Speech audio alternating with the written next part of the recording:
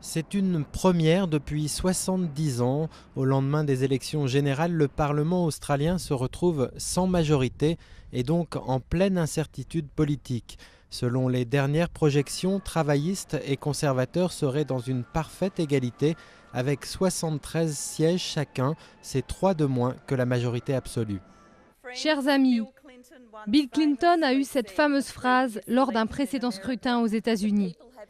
Les électeurs se sont exprimés, mais il va falloir un peu de temps pour savoir exactement ce qu'ils ont dit.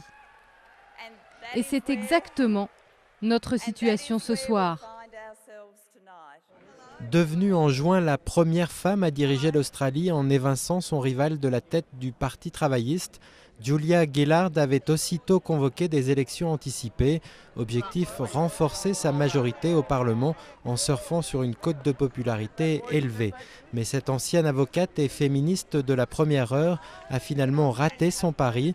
Du coup, son rival conservateur Tony Abbott se prend à espérer devenir le prochain Premier ministre. Mais cet ancien séminariste pourrait pâtir de son image de dilettante et de grand gaffeur. L'opinion australienne, elle, hésite entre impatience et indifférence. Nous sommes un grand pays et quel que soit le gouvernement du moment, il n'y aura pas de grande différence d'une manière ou d'une autre. Il ne se passe rien, personne ne prend de décisions importantes, le Sénat est paralysé. Ce serait bien, le plus vite c'est réglé, le mieux ce sera. Dans l'espoir de pouvoir former un gouvernement de coalition, les leaders des deux camps ont entamé des discussions avec la poignée de députés indépendants et écologistes, mais rien ne dit qu'elles aboutiront.